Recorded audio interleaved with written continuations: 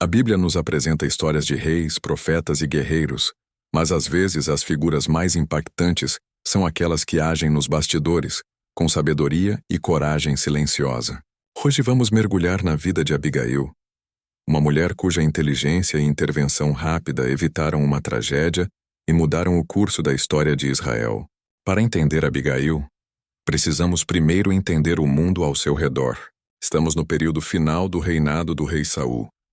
Saul, outrora escolhido por Deus, tornou-se um homem atormentado pelo ciúme e pela paranoia, seu principal alvo. O jovem Davi, o herói que derrotou Golias e a quem o povo aclamava. Davi, ungido secretamente como o futuro rei pelo profeta Samuel, estava vivendo como um fugitivo. Ele não era mais o músico da corte ou o comandante militar. Ele era o líder de um bando de cerca de 600 homens, guerreiros, descontentes e fugitivos, vivendo nos desertos e cavernas da Judéia, fugindo constantemente dos exércitos de Saul. Embora fosse um fugitivo, Davi não era um bandido. Ele e seus homens operavam como uma espécie de força de proteção para os pastores locais contra os saqueadores nômades, como os amalequitas. Davi estava ganhando respeito e experiência, mas a vida era dura e os recursos escassos. É neste contexto de tensão e sobrevivência que a história de Abigail se desenrola, uma história registrada em 1 Samuel 25. Havia um homem em Maom que tinha propriedades no Carmelo. Ele era muito rico. Tinha 3.000 ovelhas e 1.000 cabras. Seu nome era Nabal, e o nome de sua esposa era Abigail. A Bíblia faz questão de descrever Abigail como ajuizada e bonita, mas Nabal como rude e mau nos seus tratos. Nabal era da família de Caleb, uma linhagem nobre, mas seu caráter estava longe de ser nobre. De fato, o nome Nabal em hebraico significa literalmente tolo. Imagine o casamento desses dois. Abigail, uma mulher de visão, sabedoria e possivelmente uma profunda fé no Deus de Israel. Nabal, um homem focado apenas em sua riqueza, egoísta e arrogante. Abigail devia viver uma vida de constante diplomacia dentro de sua própria casa, gerenciando as tolices de um marido poderoso, mas sem discernimento. Chega a época da tosquia das ovelhas.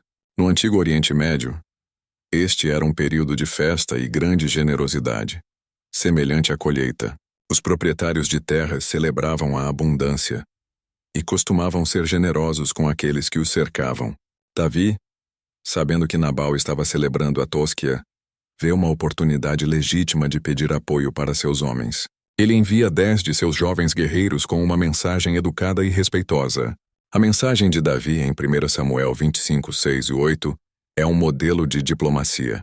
Ele deseja paz a Nabal e sua casa. Lembra que seus homens nunca maltrataram os pastores de Nabal e pede, humildemente, qualquer ajuda que Nabal pudesse oferecer naquele dia de festa. A resposta de Nabal, no entanto, é o ápice de sua tosquice. Em 1 Samuel 25, 10, 11, ele não apenas recusa o pedido, mas o faz com insultos profundos. Quem é Davi? Ele pergunta zombeteiramente. Quem é o filho de Jessé? Há muitos servos hoje em dia que fogem de seus senhores. Com essas palavras, Nabal ataca Davi no seu ponto mais sensível. Ele o chama de escravo fugitivo, alguém sem importância.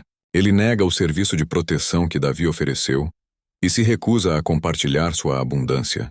A tosquia de Nabal termina com uma demonstração de egoísmo extremo. Quando os jovens guerreiros voltam e relatam a resposta de Nabal a Davi, a reação é imediata e violenta. O sangue de Davi ferve. Ele, o ungido de Deus, o herói de Israel, foi insultado por um tolo rico. Davi não vê mais Nabal como um homem rude. Ele o vê como um inimigo que deve ser destruído. A reação de Davi está em 1 Samuel 25, 13.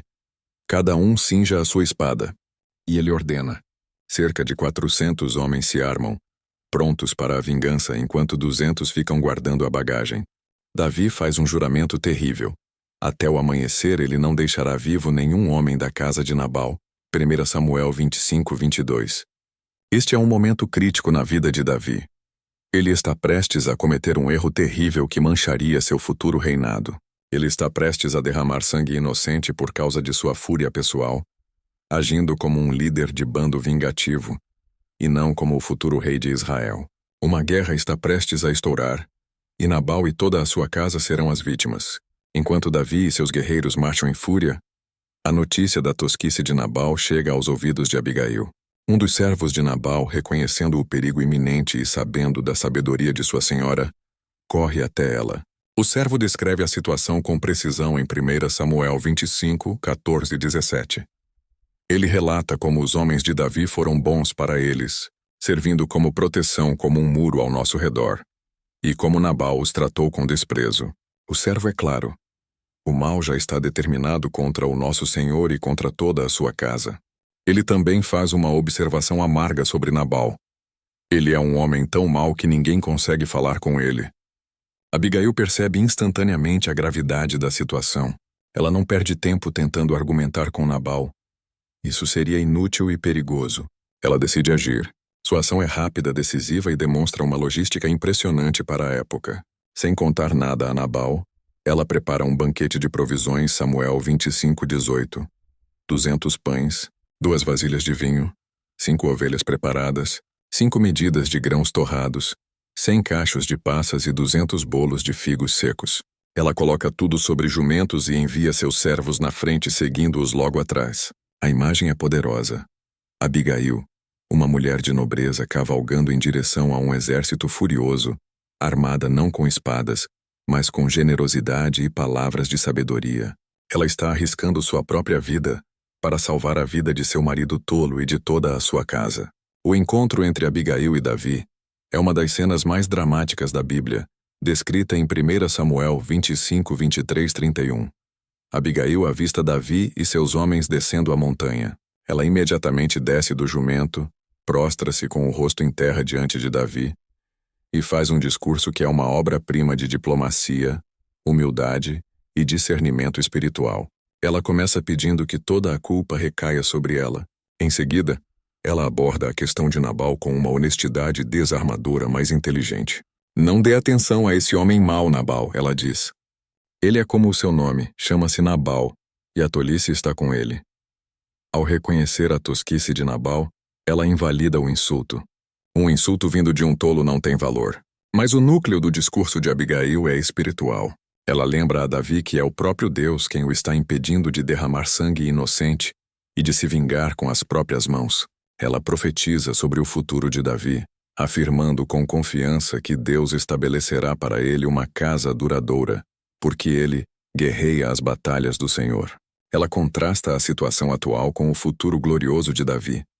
Ela diz que a vida de Davi está protegida no feixe dos que vivem com o Senhor, enquanto as vidas de seus inimigos serão atiradas para longe, como da cavidade de uma funda. Esta é uma alusão direta à vitória de Davi sobre Golias, lembrando-o de quem ele realmente é, o campeão de Deus. Finalmente, ela apela à consciência de Davi. Ela o adverte que, quando ele se tornar rei, ele não vai querer ter em sua consciência o peso de ter derramado sangue inocente sem causa ou de ter se vingado por motivos pessoais. Abigail não está apenas pedindo misericórdia. Ela está protegendo o legado do futuro rei de Israel. Davi ouve, a fúria desaparece.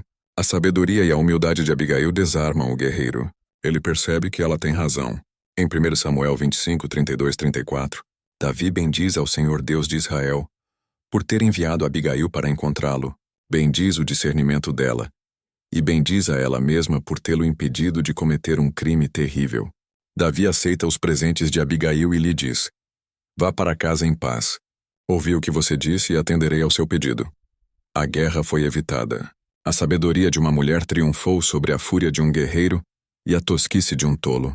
Abigail volta para casa e encontra Nabal dando um banquete digno de um rei, completamente bêbado. 1 Samuel 25, 36.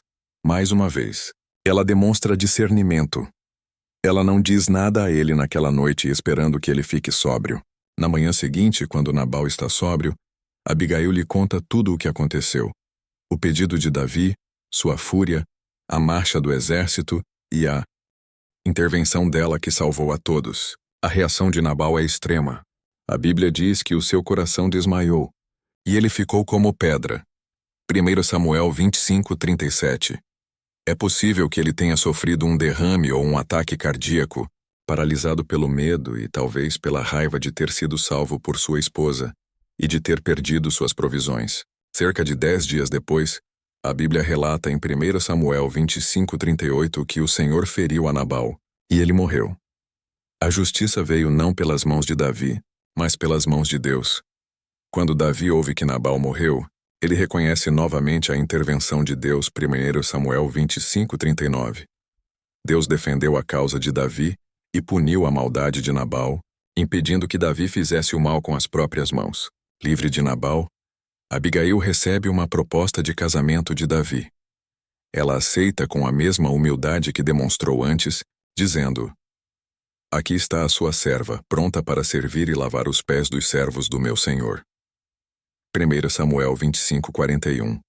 Ela se torna esposa de Davi e o acompanha em sua jornada, compartilhando suas lutas e, eventualmente, sua ascensão ao trono. A história de Abigail em 1 Samuel 25 é mais do que um drama antigo. Ela nos ensina sobre o poder da sabedoria prática e da intervenção rápida em momentos de crise. Ela nos mostra como a humildade e a diplomacia podem desarmar a fúria. E, acima de tudo, a história de Abigail é um lembrete de que Deus muitas vezes usa pessoas comuns, agindo com inteligência e fé para evitar tragédias e cumprir seus propósitos. Abigail, a mulher inteligente e bonita, permanece como um exemplo eterno de discernimento e coragem silenciosa. Inspirado pela sabedoria de Abigail, descubra esta e muitas outras histórias de fé e coragem. Adquira agora sua Bíblia de Estudos Ilustrada e aprofunde seu conhecimento da Palavra de Deus. O link está logo abaixo na descrição. Amém.